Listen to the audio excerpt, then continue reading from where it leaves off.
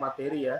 Minggu depan adalah kuis, tapi kita majukan minggu ini kuisnya di jam 16 nanti, jam 4. Jadi diharapkan kehadirannya jam 4 di GCR ya. Jadi nanti absen di GCR, kemudian download filenya. Nah, dasar itu nanti dianggap kehadirannya masuknya di situ ya. Dilihat dari GCR.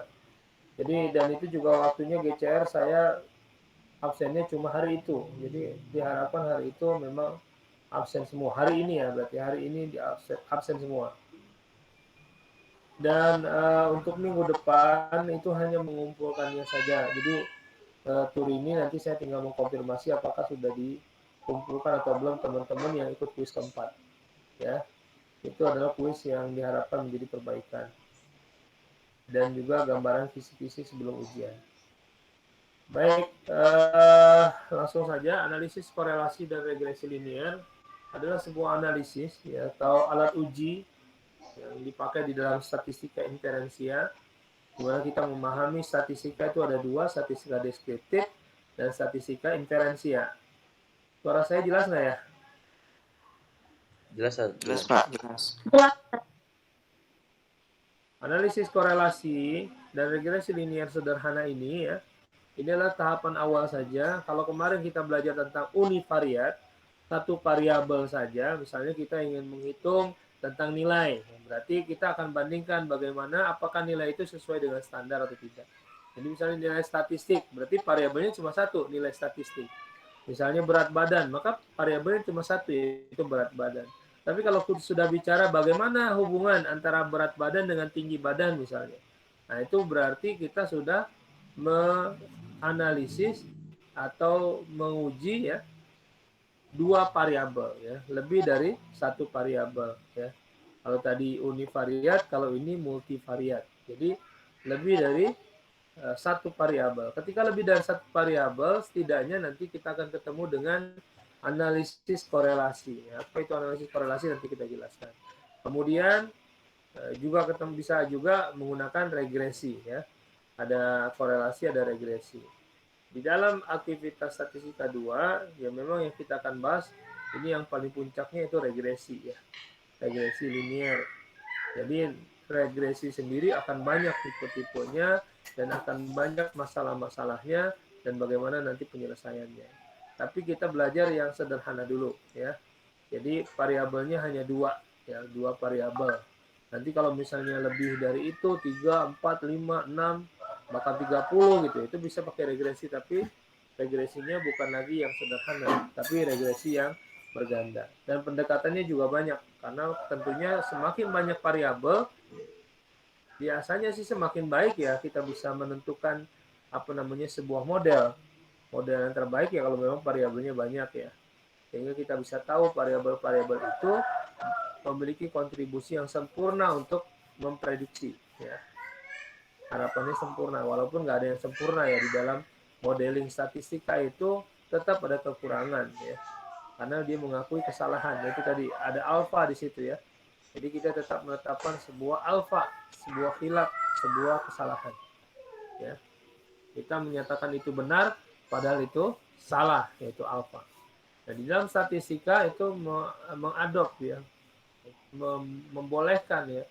Memang apa namanya setiap orang itu memungkinkan atau di dalam sebuah model itu memungkinkan untuk salah. Jadi ada ruang salah, ya, jadi manusiawi. Nggak ada yang is perfect semuanya sempurna. Ya. Karena sifatnya prediksi ya dia mungkin bisa salah. Baik, kemudian kita bahas tentang analisis korelasi. Pengertian dari analisis korelasi ya, yang saya bilang tadi itu hanya dua variabel ya. Kalau korelasi lebih dari 3 variabel pakai apa Pak? Ya, satu-satu dicobanya ya. Kalau untuk korelasi begitu ya. Nah, tapi ada yang banyak variabel ya. Korelasi ini kalau di dalam pendekatan saat ini adalah korelasi person. Kalau yang dalam kita pembahasan saat ini. Korelasi person adalah korelasi yang memang digunakan di dalam pendekatan parametrik. Yang kemarin ada istilah parametrik, ada istilah non-parametrik. Parametrik adalah yaitu tadi datanya harus tersebar normal dan sebagainya, ada ketentuan seperti itu. Sedangkan non-parametrik dia tidak ada ketentuan, data itu harus normal. Nah, kalau tidak ada ketentuan data itu harus normal, korelasi di data non parametrik ada juga namanya korelasi Spearman, ada juga namanya chi-square ya, atau chi-square itu juga menggunakan korelasi ya pendekatannya, tapi berbeda karena dia pendekatannya pendekatan data nominal kalau yang chi-square, sedangkan korelasi Spearman pendekatannya adalah data yang berupa rank atau ordinal ya. Nanti ada pendekatan-pendekatan korelasi yang melibatkan memang dua variabel, itu ada pendekatan yang berbeda. Nah, kalau pendekatan yang kita jelaskan saat ini adalah pendekatan yang menggunakan pendekatan person atau pendekatan yang datanya memang normal atau ya kita sebut parametrik ya, sebut parametrik. Nah, di dalam data parametrik ini lebih akurat ketimbang non parametrik. Karena non parametrik itu membolehkan data itu sedikit. Tapi kalau di data parametrik, data itu diharapkan banyak ya. Karena di data yang banyak cenderung tidak berdusta atau cenderung datanya tepat atau benar ya. Kalau misal kita tanya 6 orang ya pasti mungkin orang itu bisa berbohong.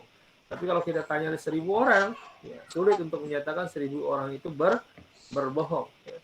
Itulah ketentuan kenapa di dalam pendekatan statistik diharapkan data yang dilibatkan banyak, sehingga membentuk sebuah pola yang jelas, tidak ada bisa kita buang ya, kita bisa lihat ya bahwa yang yang tidak normal orang menjawab dan sebagainya. Misalnya perilaku, kita ingin tahu bagaimana kepuasan terhadap presiden saat ini misalnya. Nah, itu bisa kita analisa. Kalau cuma nanya 7-4 orang atau 7-10 orang agak sulit kita menyatakan bahwa itu dia jujur gitu ya. Tapi kalau kita tanya buat 1.000 orang ya, kemungkinannya itulah membentuk kejujuran. Makanya elektabilitas ya yang kita dengar saat ini, keterpilihan presiden dan seterusnya, itu banyak-banyakan data ya untuk menentukan itu, walaupun kita bisa menyatakan ketentuannya adalah yang lain, yaitu ya alfa tadi, dia pakai alfanya berapa ya di dalam membuat polling ya, mengambil data, itu kemungkinan errornya berapa, itu biasanya disampaikan ya. Kalau analisis korelasi adalah suatu teknik statistik ya yang digunakan untuk mengukur keeratan hubungan. Jadi dia hanya mengukur dua variabel saja. Misalnya bagaimana kita ingin tahu apakah ada hubungan antara berat badan dengan tinggi badan. Jadi dia hanya bicara tentang hubungan ya. Jadi beda ya antara hubungan dengan pengaruh. Ya. Maka langkah pertama ini korelasi, kenapa dia bergandeng dengan regresi? Ya, karena memang harapannya regresi itu dihitung setelah dicari korelasinya. Ya. Jadi korelasi itu mengukur hubungan, sedangkan regresi itu nanti mengukur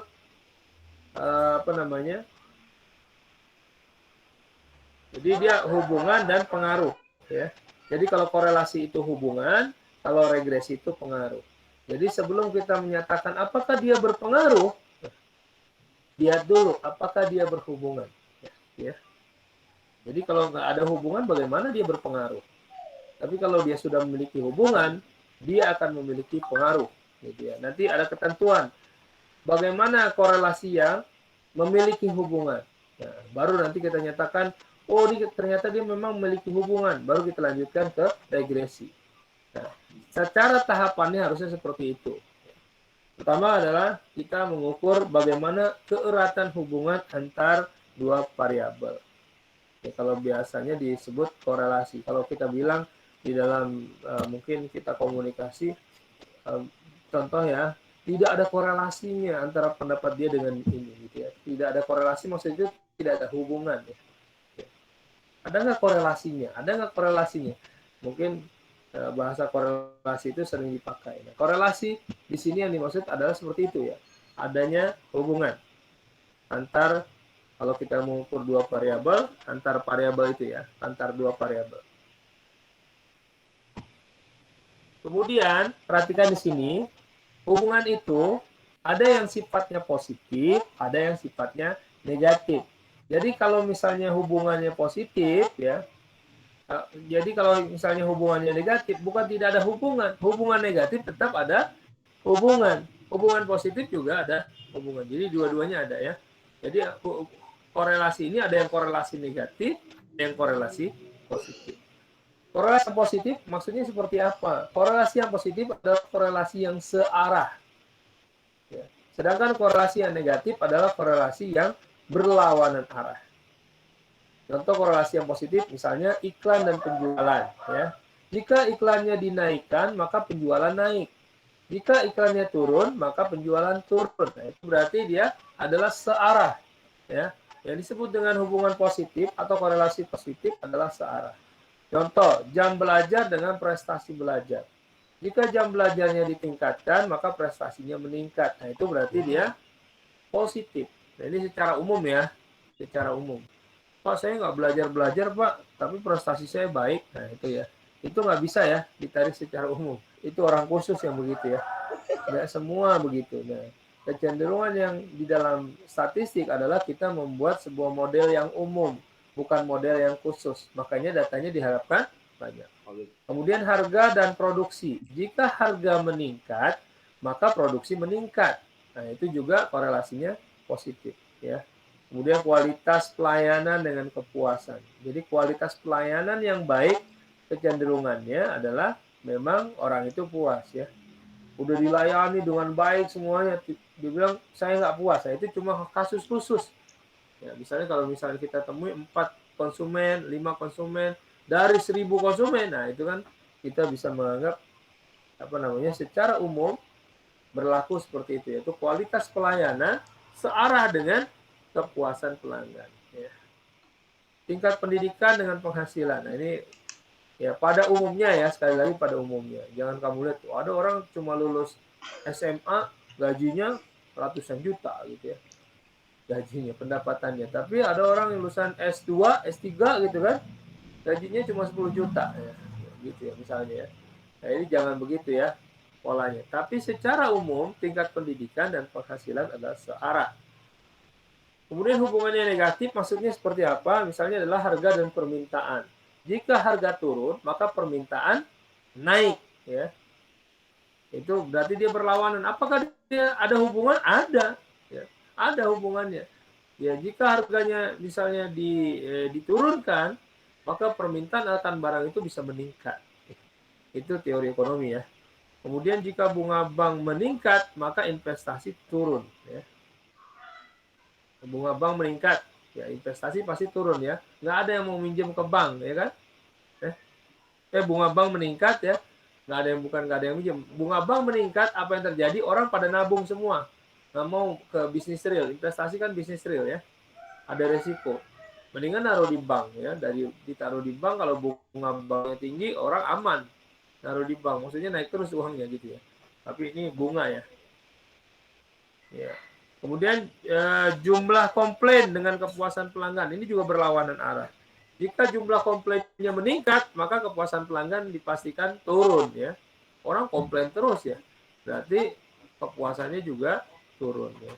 Kemudian inflasi dengan kesejahteraan masyarakat. Inflasi tinggi, maka kesejahteraan masyarakat turun. Walaupun saat ini mungkin yang kekinian ya, Turki ya. Turki katanya inflasinya cukup tinggi, tapi semangat kebersamaannya ya luar biasa di sana ya. Mereka nasionalismenya itu tinggi. Sehingga terakhir itu kabarnya dari turun jatuh banget ya. Lira itu kan dari 2000 harganya rupiah sampai 800-an, berarti hampir 50%-an ya. Itu terpangkas kursnya. Tapi ternyata kemarin kabarnya ada perlawanan ya dari Turkinya ya. Ada perlawanan dari pemerintahnya, itu bisa ningkatin sampai 30%. Jadi dibalas gitu. Jadi turun dia balas ke 30%. Mudah-mudahan ya dalam keadaan ya kondisi-kondisi negeri-negeri muslim inflasi terus turun, kesejahteraan menjadi meningkat. Baik, itu berkenaan tentang teori dikorelasi. Secara rumus, nah ini kelihatannya rumusnya banyak banget ya. Tapi ini sederhana sebenarnya kalau kita tahu cara masukkan datanya ya. Jadi R kecil itu adalah korelasi. Lambang korelasi adalah R kecil ya. Di mana R kecil atau korelasi adalah sama dengan N ini adalah banyaknya data dikali dengan sigma X dikali Y ya. Jadi nanti ada variabel X dan Y. Maka variabel X itu ya, kita kalikan ya dengan variabel Y ya. X1 dikali Y1 gitu kan.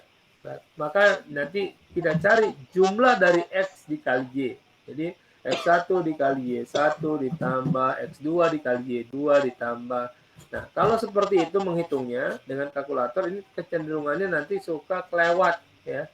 Maka nanti paling mudah dalam menghitung korelasi adalah kita membuat tabel. Nah, jadi tabelnya diisi, di input, kemudian kita kalau pakai Excel enak tuh langsung sum, ya langsung keluar. Kalau misalnya dikali juga hitungnya sekali doang, habis itu paste, ya copy paste lah, langsung ya bisa rumusnya itu mengikut ya, jadi nggak terlalu rumit menghitung korelasi. Baik, ini rumusnya nggak mesti dihafal, tapi perlu dipahami ya. Jadi N dikali sigma XY itu berbeda dengan sigma X dikali sigma Y. Di sini ada tulisan ya. Jadi sigma XY itu adalah X1 dikali Y1 ditambah X2 dikali Y2 ditambah begitu ya. Tapi kalau sigma X dengan sigma Y ini adalah jumlah dari X berapa, kemudian dikali dengan jumlah Y berapa. Jadi tidak X1 dikali Y1 tidak begitu. Jadi berbeda ya antara sigma XY dengan sigma X dikali sigma Y. Begitu juga dengan ya di sini ya. Sigma X kuadrat dengan sigma X dikuadratkan itu berbeda ya. Jadi X kuadrat dulu X1 kuadrat yang kalau sigma X kuadrat ya. Sigma X kuadrat adalah X1 kuadrat ditambah X2 kuadrat ditambah. Jadi dihitung dulu X1 berapa dikuadratkan, X2 kuadrat berapa gitu ya. Dan dijumlahkan. Nah, beda dengan sigma X dikuadratkan. Sigma X ini berarti X1 ditambah X2 ditambah X3 belum dikuadratkan dulu, tapi dijumlahkan dulu. X1 ditambah X2 ditambah X3 baru kita kuadratkan. Nah, ini ya, begitu juga dengan Y. Beda sigma Y kuadrat dengan sigma Y dikuadratkan. Nah, baru nanti setelah itu diakarkan. Didapat akar yang di bawah, dapat yang atas baru dilakukan perhitungannya. Baru dilakukan perhitungannya. Jumlah pasangan pengamatan. Untuk hal ini nanti ada kemudahan sebenarnya menggunakan laptop ya. Di laptop ada nanti menghitung korelasi. Ya, itu ada nanti analisis korelasinya. Baik, kita lanjut penjelasan tentang nilai-nilai korelasi yang didapat. Korelasi itu maksimal adalah 1. Ya, jadi korelasi yang kuat adalah sama dengan 1, yang identik gitu ya, 100% berarti ya. Jadi kalau dinyatakan dia korelasi yang sempurna adalah 1, walaupun tidak ada hubungan yang sempurna di dunia ini ya, kecuali terhadap dirinya sendiri. Itu tuh dari pencatatan matematik aja mengakui tidak ada korelasi yang sempurna ya. Jadi korelasi itu pasti ada kekurangannya. Jadi misalnya apakah ada tinggi badan dengan berat badan hubungan? Mungkin ada ya, mungkin ada. Dan memang ada hubungannya ya. Dan mungkin kuat ya. Bahkan sangat kuat. Tapi apakah dia sempurna? Tidak. Ya. Kecuali ya berat badan terhadap berat badan ya pasti dia karena dirinya sendiri ya. Maka dia akan sempurna. Tapi ketika dia korelasinya dengan variabel yang lain, kecenderungannya mendekati 1 kalau memang dia sangat kuat. Perhatikan di sini, ya. Kalau 0 berarti tidak ada korelasi dan ini tidak mungkin, pasti ada ya. Walaupun 0,00 berapa gitu ya. Ya, tidak ada yang nilainya tidak ada korelasi. Setiap variabel itu apapun dengan apapun gitu, dia pasti ada korelasinya. Tapi memang kecil sekali bisa jadi ya.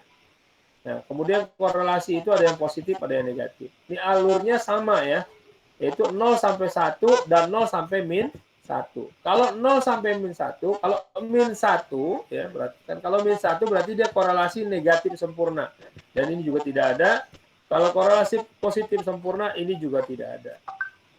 Ya, nggak pernah ada lah kecuali terhadap dirinya sendiri gitu ya. Nah, tinggal di sini Anda lihat korelasi yang sedang itu adalah di poin 0,5 baik di min maupun plus. Ya, itu adalah korelasi yang sedang ya. Kalau misalnya positif maka disebut korelasi positif sedang. Kalau yang negatif disebut korelasi negatif sedang. Di bawah 0,5 itu termasuk lemah. Nah, ini yang biasanya tidak dilanjutkan untuk mencari regresi. Orang apa namanya hubungannya aja lemah. Bagaimana dia mau buat pengaruh gitu ya? Misalnya kita nggak ada hubungan, nggak ada hubungan. Punya hubungan tapi lemah ya dengan saudara jauh atau apa. Nah, kita tiba-tiba nyuruh dia gitu kan nggak mungkin ya. Nah, begitu ya gambarannya. Jadi korelasi ya, itu ada yang lemah kalau dia di bawah 0,5. Ya. Nah, korelasi yang kuat adalah di atas 0,5. Nah, kalau misalnya kita lakukan perhitungan, ternyata korelasinya berada di angka di atas 0,5, baik itu negatif maupun positif, maka itu bisa kita lanjutkan ke pendekatan regresi, ya, atau mencari pengaruh. Ya. Walaupun kalau ada yang bertanya tuh ya, janganlah kau jadikan teman ya orang-orang yang kafir ya. Dan terus gimana bisa mempengaruhi mereka untuk memahami Islam? Ya, itu jadi ada yang bertanya gitu. Apakah boleh kita berteman dengan orang-orang yang non-Muslim misalnya? Ada yang bilang nggak boleh, kita nggak boleh berteman dan sebagainya. Nah, padahal berteman itu juga ada pengaruh. Kalau orang yang memiliki pengaruh bisa menarik ya, bisa kan itu kan? Nah itu ya perlunya kita juga memahami itu. Makanya teman itu ya bisa membentuk kita juga ya. Makanya kita perlu hati-hati mencari teman. Karena kalau kita sudah memiliki hubungan, kecenderungan selanjutnya dia akan memiliki pengaruh kepada kita. Ya. Ini perlu, kalau kita juga memang udah yakin kita kuat, nah bisa kita berteman dengan siapa, dan karena kita yang mampu nanti mempengaruhi. Baik, ini tadi sudah digambarkan ya, min 1, 0,5 adalah gambaran untuk nilai dari korelasi. Selanjutnya,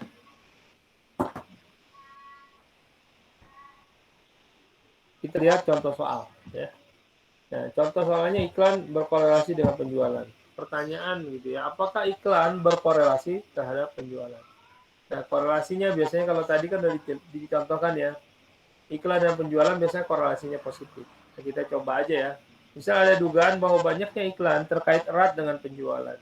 Nah, ini ya, di dalam penelitian kita harus menduga dulu ya. Ya, baru kita lakukan nanti dengan alat uji ya.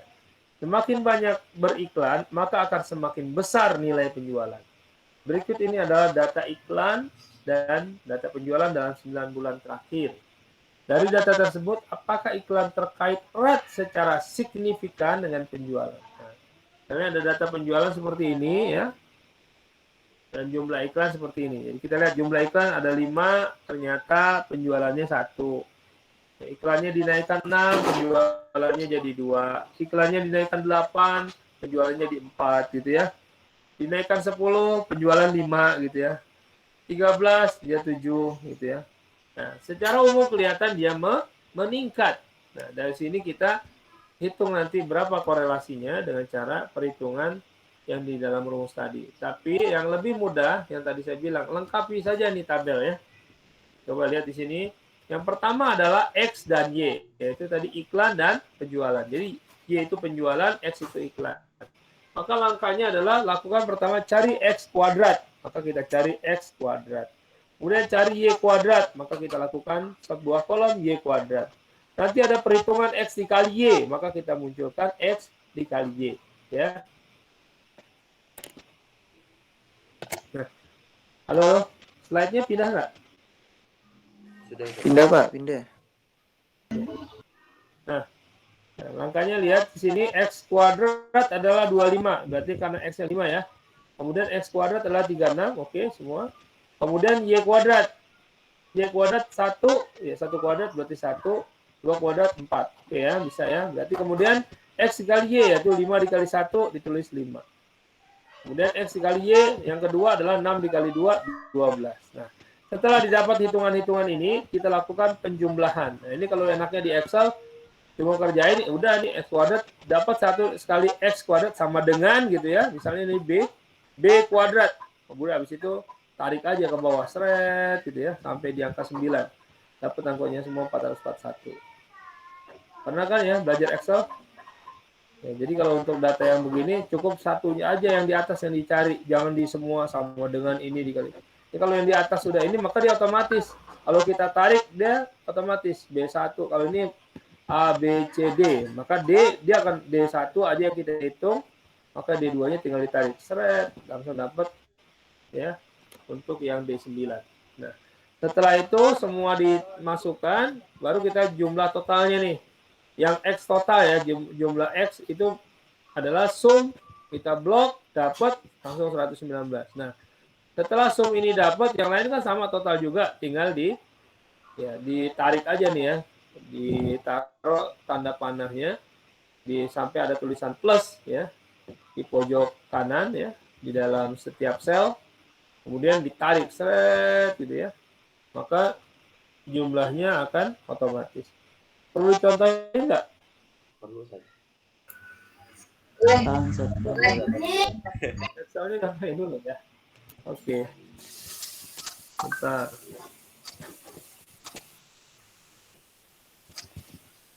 Mana nih?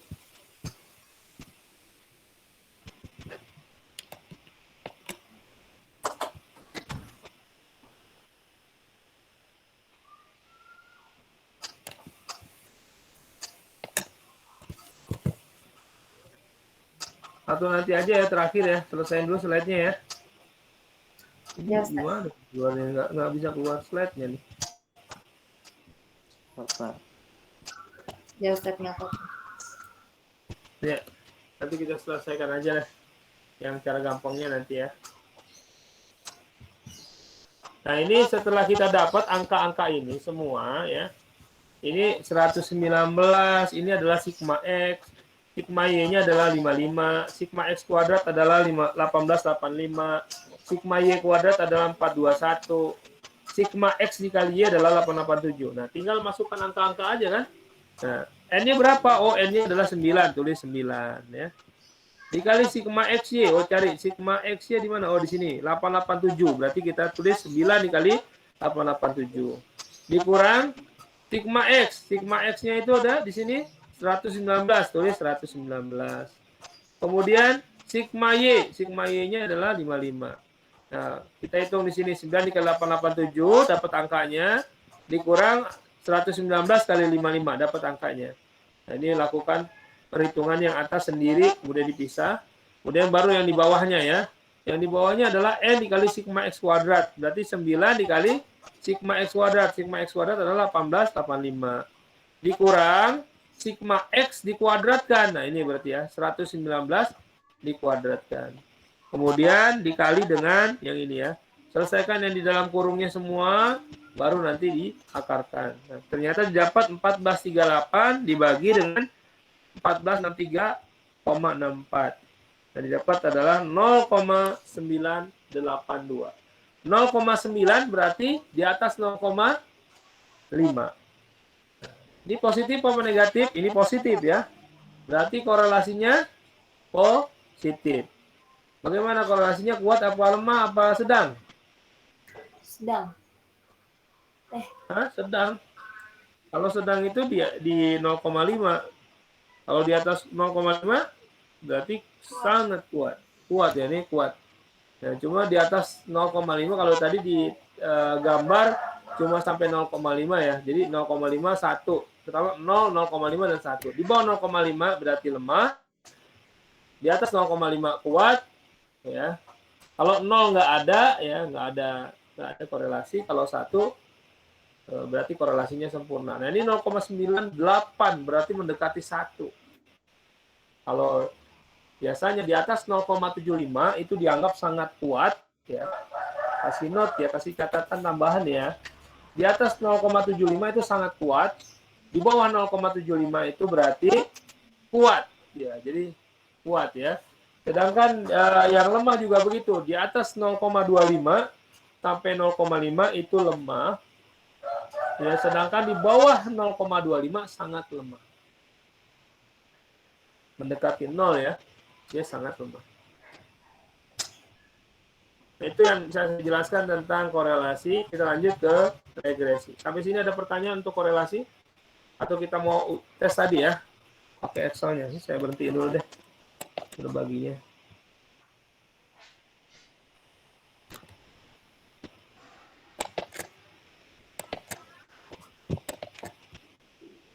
Saya coba buka Excel dulu.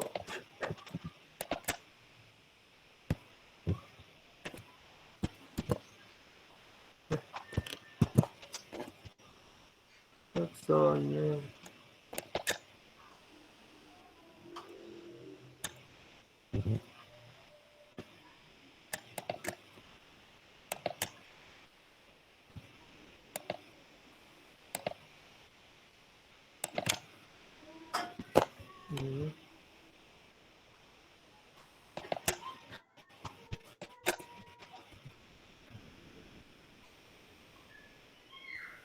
Slide-nya udah kelihatan?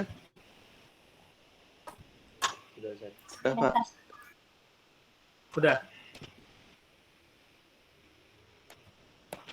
Angkanya di blok dulu ini ya, datanya. Kemudian kita masuk Excel. Excelnya kelihatan nggak? Sudah. Kelihatan, Pak.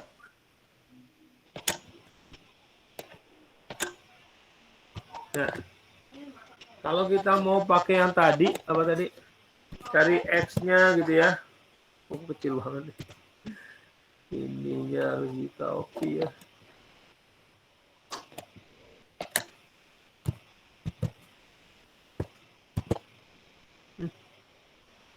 Salah. Itulah X. Forward enter. Kemudian Y. Kemudian X kuadrat. Kemudian Y kuadrat. Kok X, Y nggak usah ini ya. X kuadrat, Y kuadrat.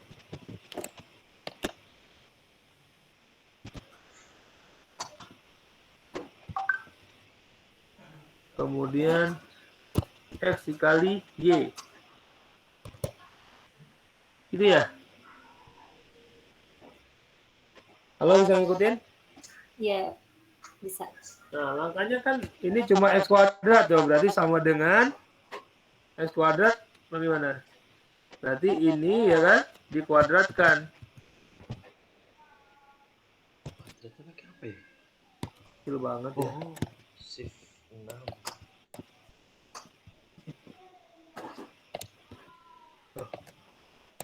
Ini adalah, kelihatan nggak? Ini ya tuh.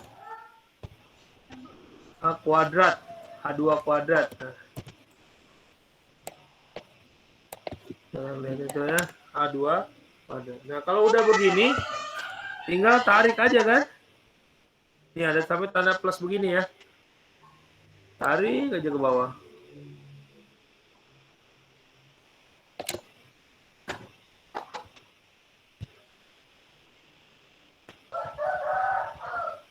Nah, sampai sini bisa ngikutin. Yang satu lagi adalah Y kuadrat. Ya, Y kuadrat berarti kan tinggal Mam. tarik ke sini juga bisa sih. Tuh, ya. Dapat Y kuadrat, ya kan? Kemudian kita tarik ini ke bawah. Oke. 2 kuadrat adalah 4, 4 kuadrat adalah 16. Oke. Selanjutnya adalah X dikali Y. X dikali Y adalah ini ya.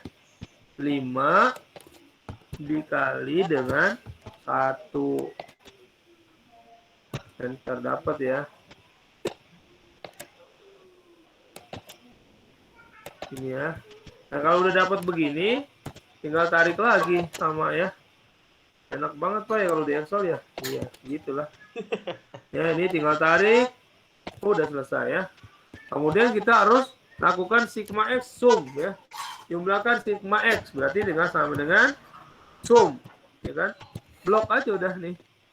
5 6 2 1 dan enter. Dapat 119. Kemudian ini ditarik lagi ya. Ini udah dapat sum. Kita tarik maka otomatis semuanya terhitung.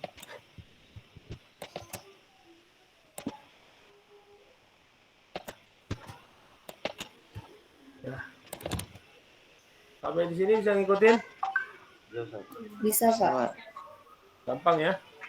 Iya, insya Allah. Kemudian bagaimana menghitung korelasi? Kalau kita kan tadi perhitungannya banyak tuh, 0, berapa tadi? 982 ya? Gimana Pak kalau misalnya, perhatikan, ya kita punya data nih ya. Si 2 deh, biar beda kelihatannya. Yang mana dia?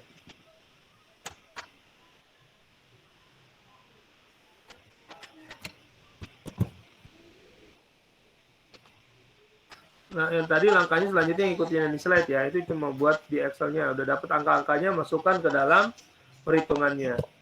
Nah, kalau ini yang saya contohkan, perhatikan. Ini kita ganti adalah X ya, biar gampang. Ini X, ini Y ya. Begitu kan ya? X sama Y bukan ya? Ini X, ini Y, betul ya? Nah, ini X dan ini Y. Nah, kemudian bagaimana kalau kita mau pakai korelasi?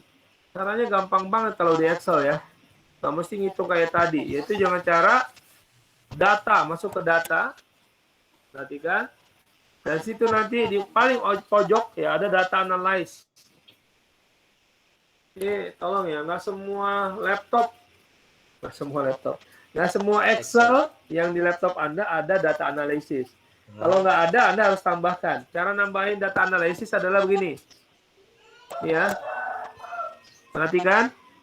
Nah, ini kan Office-nya beda-beda. Ada yang 2017, ada Office 97, ada banyak ya Office-nya. Office 10 ya. Nah, ini kita pakai, intinya ketika diklik ini, di tombol dari menu Excel-nya, itu selalu ada yang namanya Excel option. Ya, selalu ada. Cari aja Excel option. Semua dari Excel itu ada Excel option-nya. Mau dia yang paling jadul atau apa, cari di mana dia letak Excel option-nya. Setelah dapat Excel option-nya, kan? Kemudian Anda cari yang sifatnya add-ins. Ada tulisan add-ins. Jadi macam-macam ya, beda-beda. Pokoknya setelah Excel option, cari ada tulisan add-ins. Letaknya mungkin beda-beda setiap versi ya, setiap versi. Nah, setelah Anda pilih add-ins, perhatikan ya. Nah, di sini nanti kita akan tambahkan yang namanya di sini ya, manage Excel add-ins ya. Tadi ya. Add-ins.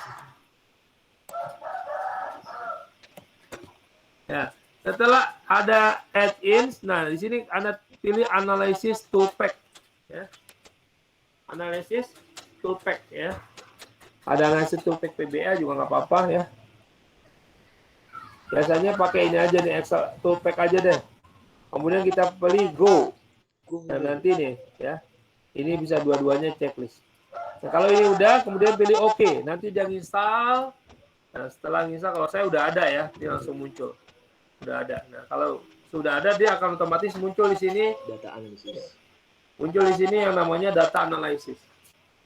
Nah, setelah data analysis muncul, perhatikan, baru nanti kita tinggal lakukan analisis. Ini gampang banget kalau udah ada data analisisnya.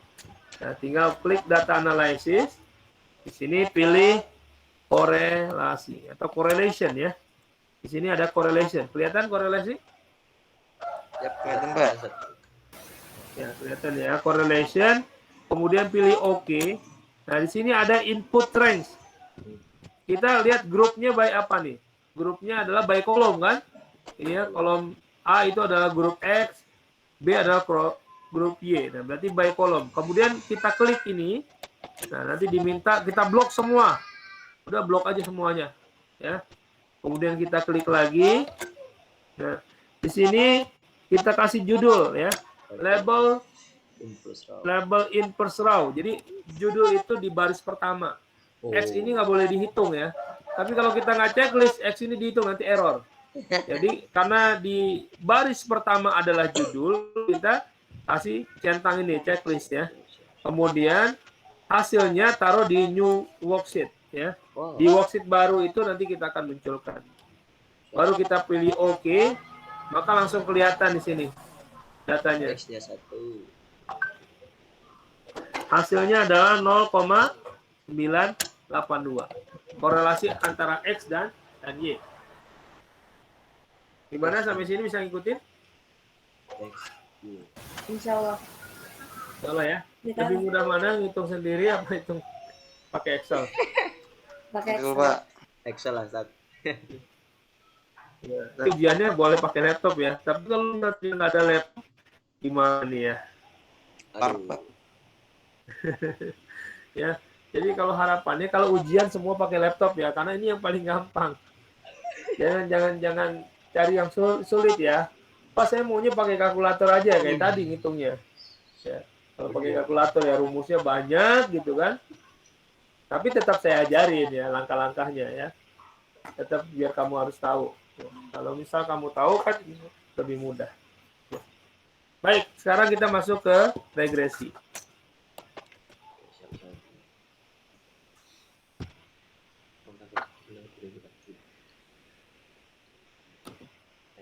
Tunggu lambat nih, bentar.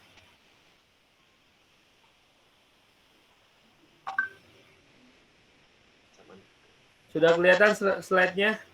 Sudah, Ustaz, sudah. Nah, selanjutnya adalah kita ingin mencari regresi ya. Nah, analisis regresi linear, metode kuadrat terkecil. Yang sederhana ya. Sederhana. Yaitu suatu persamaan. Jadi apa sih regresi itu? Regresi adalah suatu persamaan matematik atau model matematik. Regresi ini untuk apa sih? Jadi seandainya tidak ada sebuah teori atau kita belum menemukan sebuah teori, kemudian kita ingin membuat sebuah teori, maka langkahnya bisa menggunakan statistik ya. By data kemudian kita lakukan secara matematik. Ya, kita lihat pengaruhnya. Nah, dari model yang kita dapat, modelnya artinya persamaan matematik ya. Jadi Y sama dengan apa gitu ya. Nah, dari situ baru kita nanti bisa gunakan untuk memprediksi ya. Kita gunakan untuk menebak. Kita gunakan untuk peramalan ya. Nah, jadi regresi itu apa? Itu suatu persamaan matematik yang mendefinisikan pengaruh variabel bebas atau yang kita sebut dengan independent variabel terhadap variabel terikat atau yang kita sebut sebagai dependent variabel. Nah, nanti ada istilah independent, ada istilah dependent. Nah, yang dependent atau variabel terikat itulah yang kita ingin ukur, yang kita sebut dengan Y. Ya. Jadi Y itu adalah sesuatu yang kita ingin ukur. Ya. Sedangkan X adalah variabel bebas, terserah kita mengukurnya pakai apa. Itu bebas namanya variabelnya. Sedangkan Y itu nggak bebas, terikat karena sesuatu yang kita ingin teliti, ya, yaitu dengan variabel terikat. Misalnya kita ingin tahu penjualan, ya, penjualan itu dipengaruhi oleh apa aja sih? Oh, kemasan, oh harga, oh apalagi, misalnya wilayah misalnya, oh apalagi, nah itu variabel bebasnya ya. Tapi yang kita ingin ukur apa? Penjualan. Ya.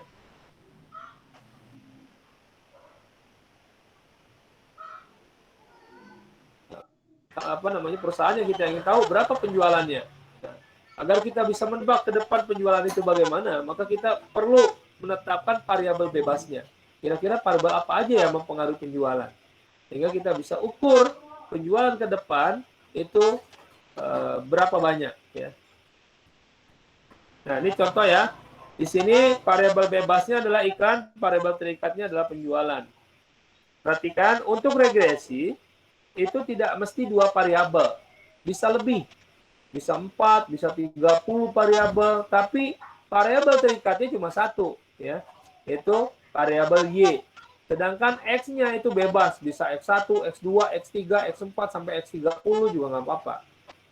Ya, itu yang kita sebut dengan persamaan regresi. Ya, yang kita pelajari saat ini yang gampang dulu ya, regresinya ya. Itu sederhana, biar gampang nanti ngeliatin cara hitungnya. Kalau misalnya regresinya sudah 3 variabel aja, nah itu udah hitungnya cukup rumit. Ya. Cukup. Ngitungnya cukup banyak. Mungkin selesai 30 menit ya. Tapi kalau pakai Excel nanti selesai dalam waktu 1 menit ya.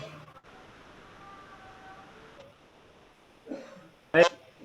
Contoh ya, variabel bebas iklan, variabel tingkatnya penjualan.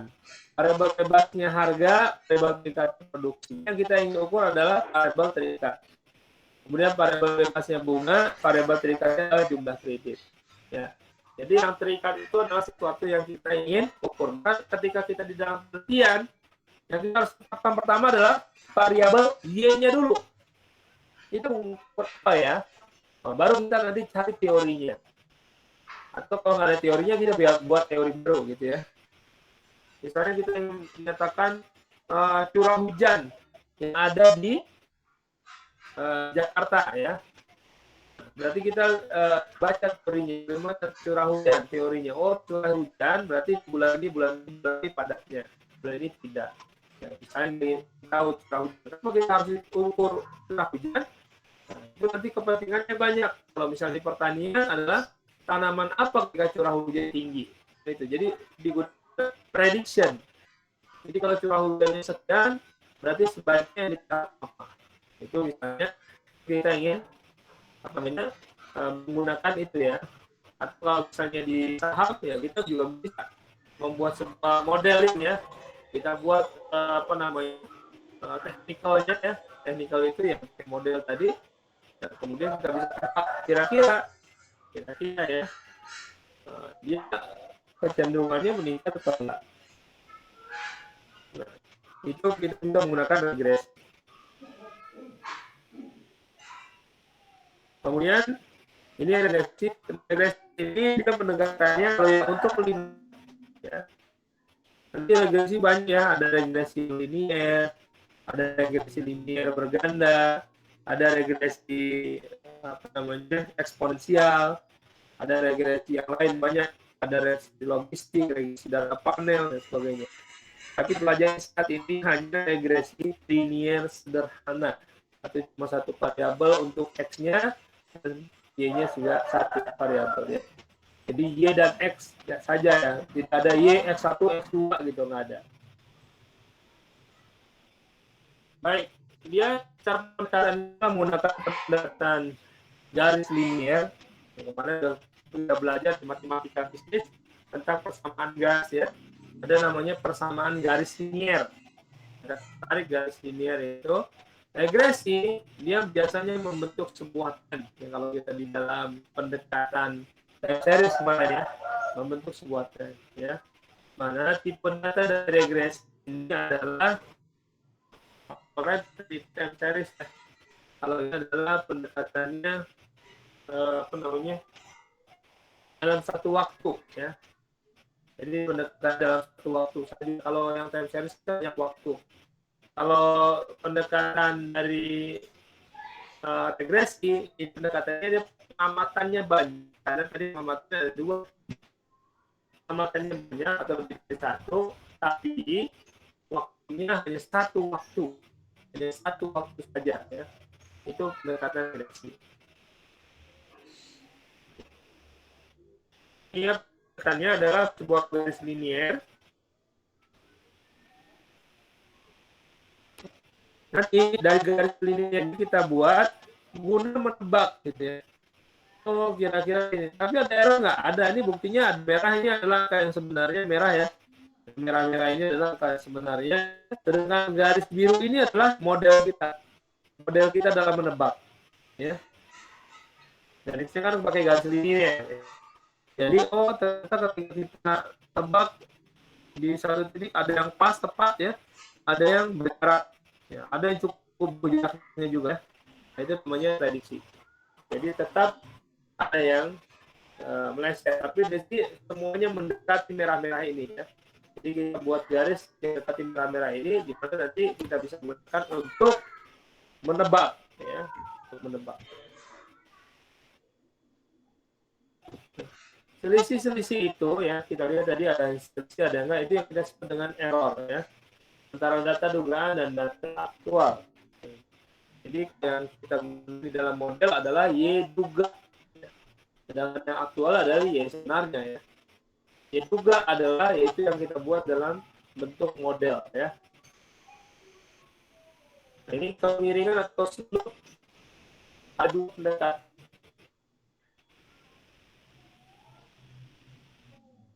Untuk kuasi yang positif itu akan persamaannya membentuk Y sama dengan A tambah BX. A tambah BX berarti antara Y dengan X ya. Ini kan A tambah BX. Antara Y dengan X itu berarti searah. Ini ya. Persamaan pertama ini adalah apa namanya dari hasil korelasi yang positif. Kemudian kita cari regresinya searah. Gambar kedua ini adalah bentuk gambar yang berlawanan arah. Ya. Ya, maka nanti persamaan menjadi Y sama dengan A min BX. Kalau A min BX berarti ini berlawanan arah. Berarti Y dengan X berlawanan arah. Ya kan kelihatan ya sih ya. Kalau negatif berarti ketika X-nya negatif, maka Y-nya berkurang gitu kan. Jadi semakin meninggi X-nya, kalau negatif semakin meninggi X berarti akibatnya Y-nya semakin turun. Nah, ini tapi kalau ini semakin tinggi X-nya karena dia positif, maka Y-nya semakin tinggi.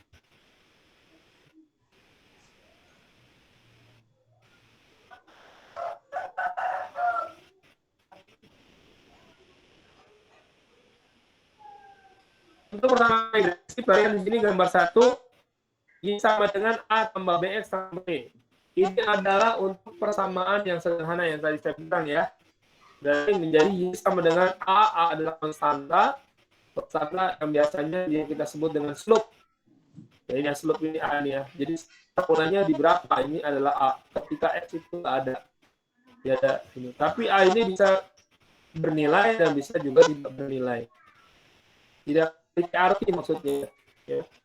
Contohnya apa? Contohnya di dalam rumah. Ya. Kalau di penjualan rumah itu kan menentukan ya luas lahan misalnya. Kalau kita ingin mengetahui apakah ada hubungan atau ada hubungan, apakah ada pengaruh antara harga dengan luasan rumah. Ya.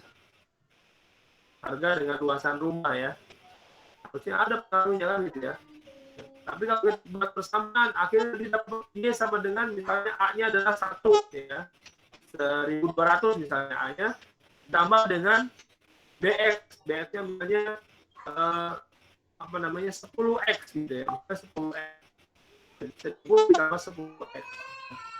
Kalau seperti itu, kalau X-nya 0 berarti 1 ya. Masa kalau lahannya luas lahannya adalah 0, masa harganya 1000, nggak ada harganya gitu. Itu yang maksud itu bisa jadi tidak memiliki arti. Jadi kita perhatikan bukan A-nya, tapi BX-nya.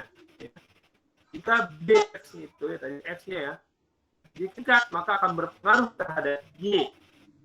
Ya, dan itu bisa dijelaskan.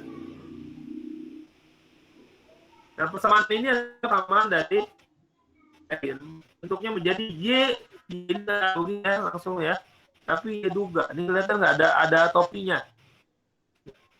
Y juga ya, topinya nih. Itu pakai topi Y juga, itu namanya Y juga. Y juga sama A ditambah BX ditambah error. Jadi inilah persamaan yang didapat. A ditambah BX ditambah error. Jangan lupa ya kalau ditanya berapa persamaan hasilnya, jangan ada tulis A ditambah BX saja. Karena kalau di X memang munculnya A tambah BX doang ya. Errornya enggak. Nah, errornya itu tetap ditambah E. Walaupun nggak tahu angkanya berapa ya. Pokoknya tetap sama itu gitu ya. A ditambah BX ditambah error. Kalau A-nya 1, B-nya 2, ya berarti 1 ditambah 2X ditambah E. Ya. Itu adalah sebuah persamaan. Yang mengartikan bahwa kita mengakui tetap di dalam persamaan ini ada error. Gitu ya. Di mana ada A, ada B, ya. Di dalam koefisien A dan B ini bisa kita cari dalam regresi dengan persamaan berikut. Yang kita cari pertama adalah B-nya dulu. B-nya kita cari, baru kita cari A-nya ya.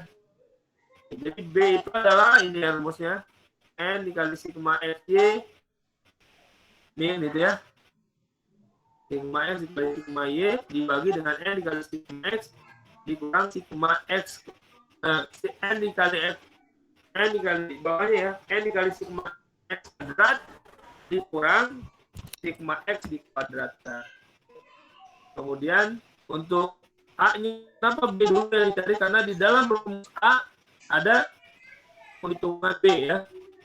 Jadi A sama dengan sigma Y per N. Sigma Y per N ini artinya apa? Rata-rata Y. Jadi A itu adalah sama dengan rata-rata Y dikurang B dikali rata-rata X. Jadi Y bar min B dikali X bar. Gitu ya. Itu kalau gampangnya. Kalau ini berarti ya kita masukkan angka, kecuali kita udah dapat rata-rata, nggak usah bikin ini. Tapi kalau kita keluar rata-ratanya gitu satu kan. Nah ya di sini contohnya kayak contohnya sama angkanya. Kemudian apa yang harus kita lakukan? Ya. Yang kita lakukan adalah perhitungannya sama kayak tadi ya. Untuk relasi tabelnya lengkapin. Nah, ini tadi udah bisa kita ngitungnya ya. Nah, setelah lengkap, nah itu kita masukkan rumusnya aja. N-nya berapa? Oh, N-nya 9. Masukin 9, ya kan? Kemudian sigma XY, cari XY. Sigmanya O 887. Berarti 9 kali 887. Kemudian dikurang sigma X. Oh, sigma X 119. Dikali sigma Y. Oh, sigma Y 55. Jangan lupa ya, dikurung-kurungin aja ya. Yang mana didahulukan. Karena ini sigma X dengan sigma Y duluan ya dikali. Ini juga duluan dikali. Baru dikurang ya. Kemudian dibagi dengan N-nya 9 sigma X kuadrat. Oh, sigma X kuadrat adalah 1885. Berarti 9 dikali 1885 dikurang sigma X kuadrat kan berarti 119. Jangan lupa ini 119 dikuadratkan dulu itu.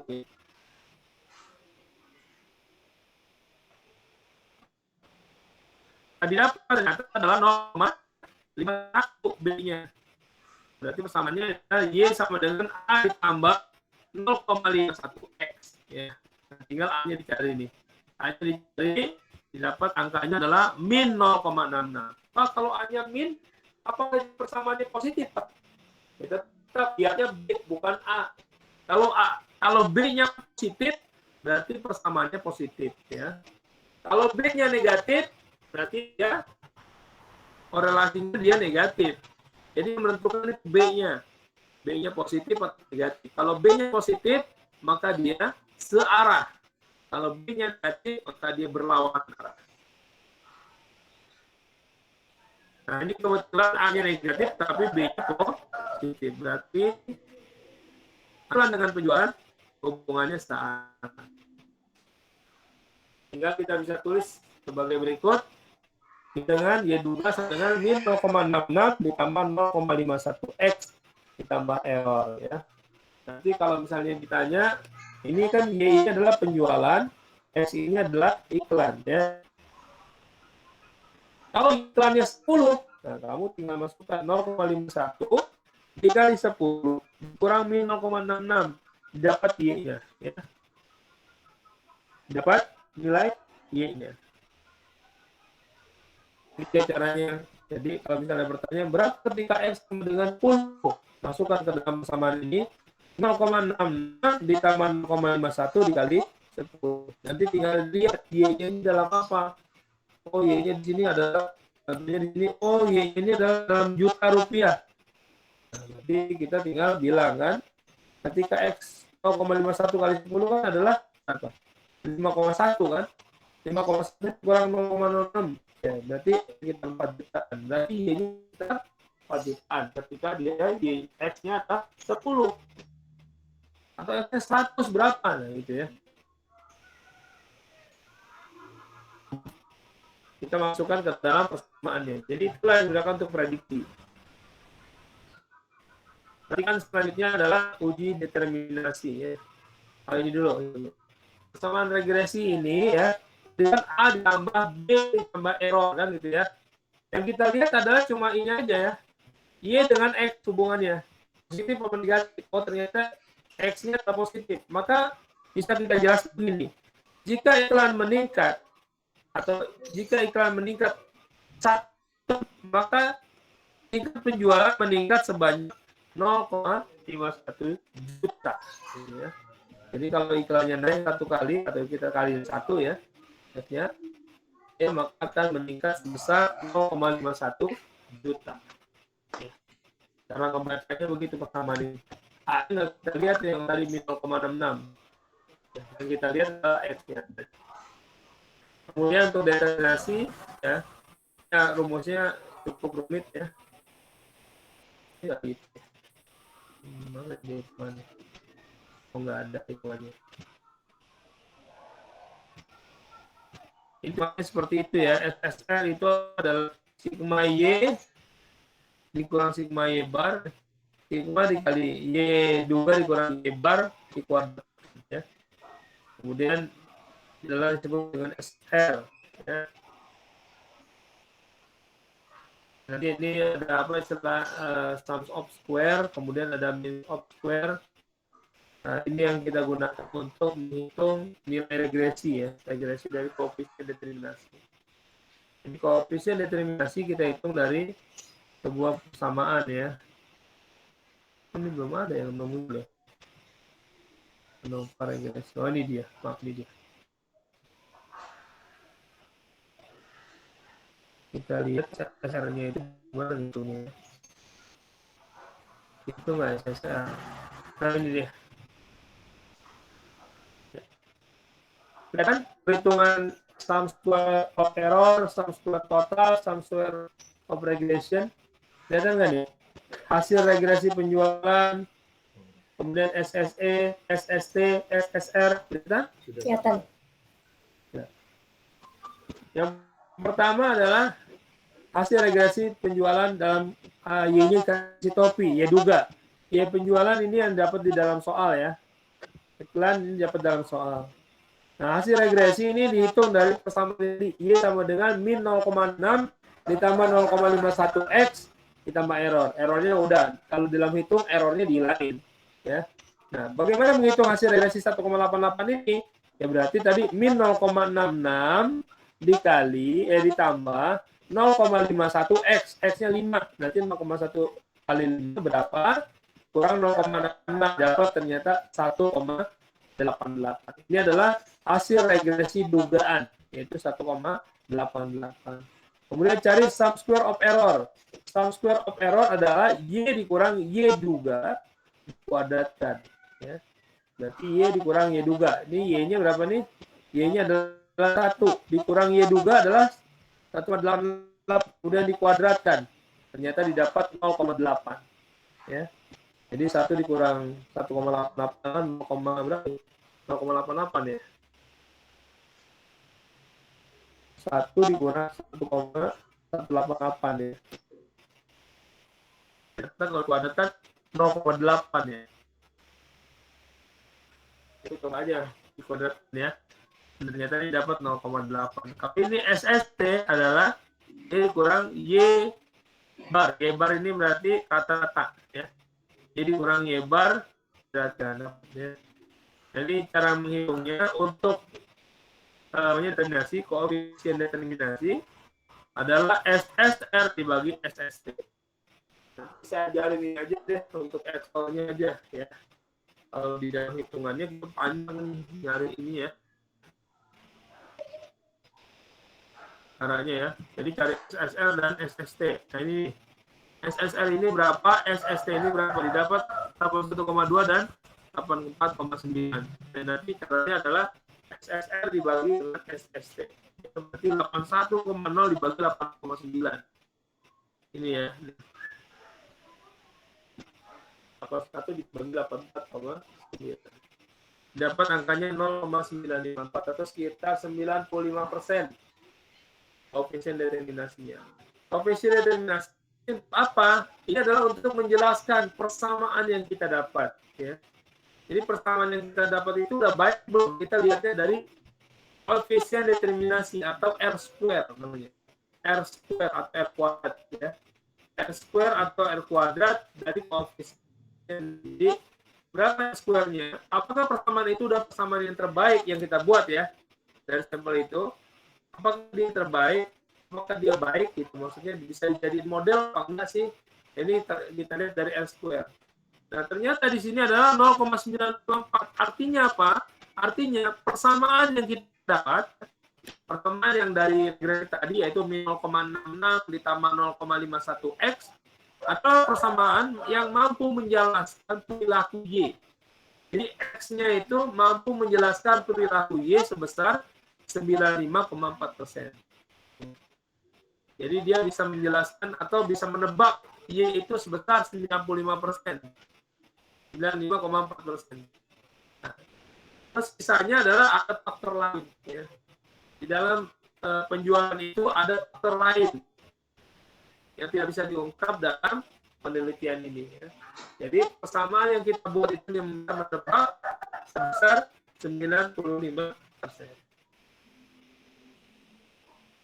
Nah, kemudian kita coba Excel-nya.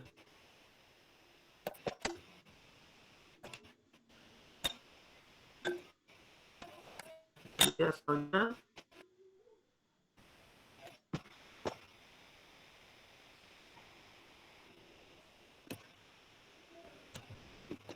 Ya, kita lihat Excel-nya.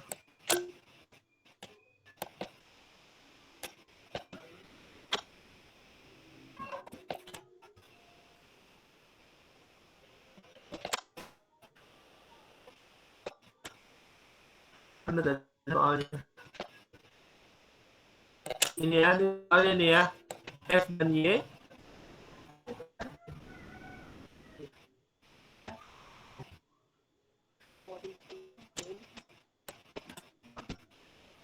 Oke, selanjutnya adalah correlation. Correlation. Kalau tadi itu adalah regression ya. Nanti kita lihat di sini regression. Kelihatan nggak ada regresi di sini? Kelihatan. Ya, jadi kalau pertama itu nggak ada ya, adanya korelasi kelihatannya. Tarik dulu ke bawah, nanti ada regression. Kemudian kita pilih OK. Ingat ya, di sini ada input Y dan input X. Jangan salah inputnya. Yang pertama adalah input Y. Kita input dulu Y-nya. Ini Y-nya di B. Kita blok sampai akhir. Kemudian jangan lupa input X. Input X-nya yang ini. Ya. Kemudian kita checklist labels. Nah, labels kenapa? Karena di baris pertama ada judul. Apakah ada judul di dalam yang kita blok tadi? Ada. Kita checklist labels. Jadi label itu selalu in first row. Di baris pertama yang dia akan tidak dihitung ya, karena dia adalah label. Nah, kemudian kita gunakan di sini new worksheet ya. Lalu pakai new worksheet. Kemudian kita pilih OK. Langsung keluar ya angkanya ya. Yang pertama adalah kita lihat regresinya. Yaitu intercept-nya itu adalah A. Intercept adalah A, itu adalah min 0,66 ya.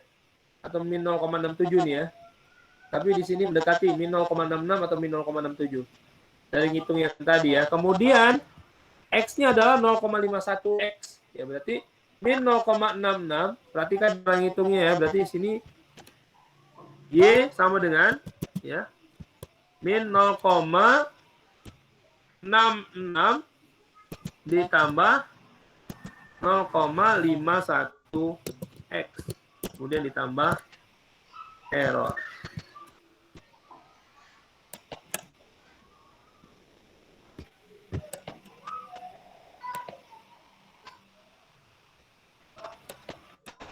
Ya, min 0,66 dari mana? Dari sini nih, ya. Kita lihat digedein aja deh, biar kelihatan. Iya, kelihatan nggak? Min 0,66 dan 0,51 hasilnya. Halo? Kelihatan, Pak. Ya, di sini 0,66 dan 0,51. Di sini 0,66 dan 0,51 X. Jadi kalau misalnya nanti cari persamaannya, maka Anda cari ini ya di dalam Excel-nya. Dan ini. Ingat ya, data analisis cek dulu di laptop kita. Ada nggak? Caranya adalah klik data, ada nggak data analisis? Kalau nggak ada, Anda add-in dulu ya tadi ya. Jangan sampai pas ujian nggak ada. Aduh, itu nanti kalau selesai kamu belum selesai. Nah, kemudian R square lihatnya di sini. Tadi yang saya bilang koefisien determinasi. Ternyata dia di sini kalau ini kan Excel itu kan koma-koma nggak di ini ya. Jadi benar-benar detail. Makanya ternyata yang didapat adalah 0,96. 0,96. R square ya. R square-nya adalah koefisien determinasi. Tolong dicatat. R square sama dengan koefisien determinasi. Artinya persamaan ini, kalau di sini dia 0,7 ya. 0,69 kalau kita bulatan 0,67 ya. Yang hampir sama dengan apa yang kita hitung manual. Tapi hitungan manual boleh jadi kita sudah banyak pembulatan.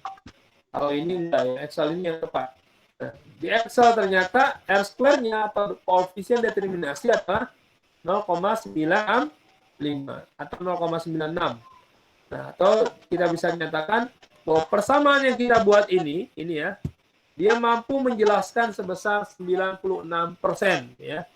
Jadi faktor X itu mampu menebak Y sebesar 96%. Masih ada 4% lagi dari faktor lainnya. Ya, mungkin itu aja yang bisa saya sampaikan pada kesempatan kali ini. Silakan jika ada yang ingin bertanya.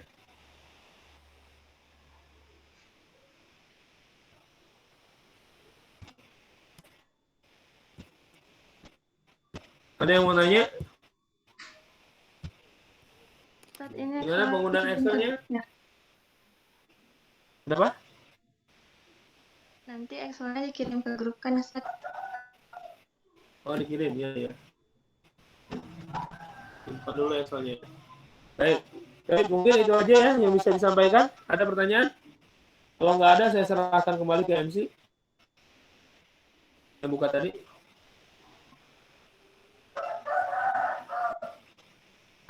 Kayaknya nggak ada, Ustaz.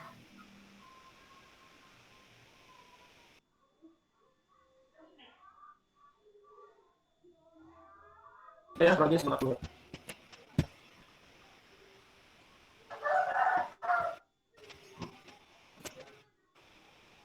Silakan Turini